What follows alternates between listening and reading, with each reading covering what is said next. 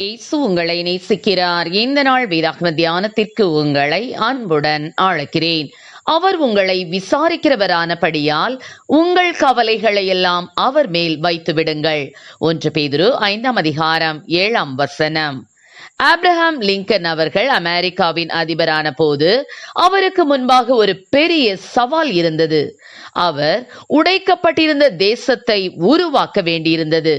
அவர் ஒரு தலை சிறந்த தலைவராகவும் உயர்ந்த நற்குணங்கள் கொண்ட மனிதராகவும் இருந்து அநேகருடைய நன்மதிப்பை பெற்றவராக இருந்த போதிலும் அவருக்கு இருந்த வேறொரு தகுதியே அவருடைய இந்த நற்குணங்களுக்கு அஸ்திபாரமாக அமைந்தது.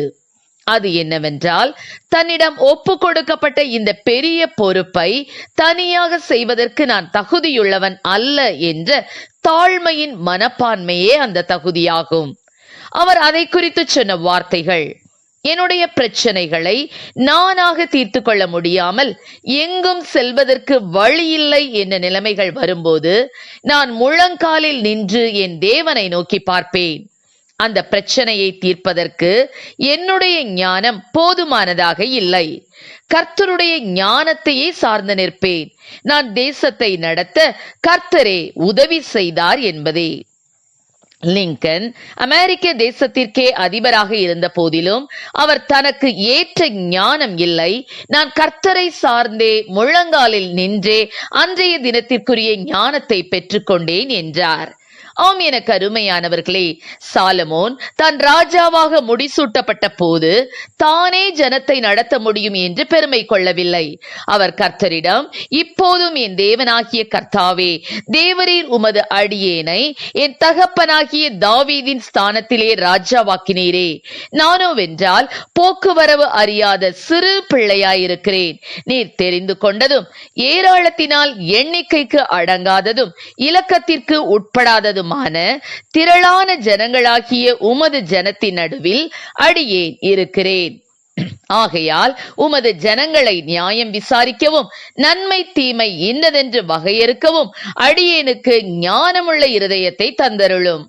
ஏராளமாயிருக்கிற இந்த உமது ஜனங்களை நியாயம் விசாரிக்க யாராலே ஆகும் என்றான். அப்படி தம்மிடம் கேட்டுக்கொண்ட சாலமோனுக்கு தேவன், உன் வார்த்தைகளின்படி செய்தேன், ஞானமும் உணர்வும் உள்ள இருதயத்தை உனக்கு தந்தேன். இதிலே உனக்கு சரியானவன் உனக்கு பின் எழும்புவதும் இல்லை.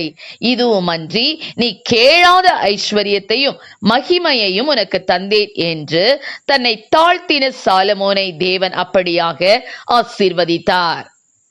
ஆம் பிரியமானவர்களே, நாமும் கூட நமக்கு வருகிற பிரச்சனைகளில், போராட்டங்களில், ஞானமற்று செயல்படும் தருணங்களில் கர்த்தரை சார்ந்து கொள்ள பழகுவோம்.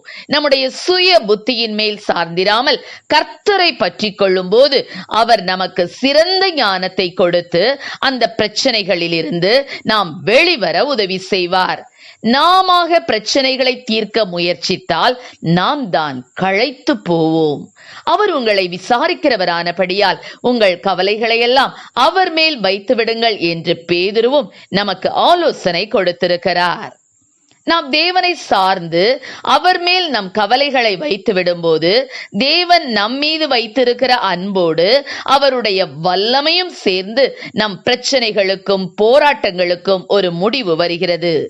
ஆப்ரஹாம் லிங்கன் மற்றும் சாலமோனை போல கர்த்தரை சார்ந்து ஜீவிக்க அவர் மேல் பாரத்தை வைத்துவிட பழகுவோம். அவர் நம்மை ஆதரிப்பார், விசாரிப்பார், தாங்கிடுவார், தேற்றுவார், உயர்த்துவார். கர்த்தர் நம்மை ஆசீர்வதிப்பாராக. ஆமென். ஜெபம். எங்களை அதிகமாய் நேசித்து நடத்துகிற எங்கள் அன்பின் பரலோக பிதாவே, அப்பா ஸ்தோத்திரம் ஆண்டவரே. நாங்கள் அப்பா ஸ்தோத்திரம் ஆண்டவரே, சொற்ப ஞானம் உள்ளவர்கள் ஆண்டவரே. அப்பா, நீர் உம்முடைய ஞானத்தினால் எங்களை நிரப்ப வேணுமாய் ஜெபிக்கிறோம் ஆண்டவரே. ஸ்தோத்திரப்பா. கர்த்தரையே தன் நம்பிக்கையாக வைத்திருக்கிற மனுஷன் பாக்கியவான் என்று சொன்ன வசனத்தின்படி எங்கள் நம்பிக்கை எங்கள் மீது அல்ல அப்பா, உண்மையிலே நாங்கள் நம்பிக்கை வைக்கக்கூடிய கிருபைகளை கொடுப்பீராக ராஜா. தமக்கு பயந்து தமது கிருபைக்கு காத்திருக்கிறவர்கள் மேல் கர்த்தர் பிரியமாயிருக்கிறார் என்று சொன்ன வசனத்தின்படி ஆண்டவரே, நாங்கள் உம்முடைய கிருபைக்கு காத்திருக்கக்கூடிய கிருபைகளை கொடும்.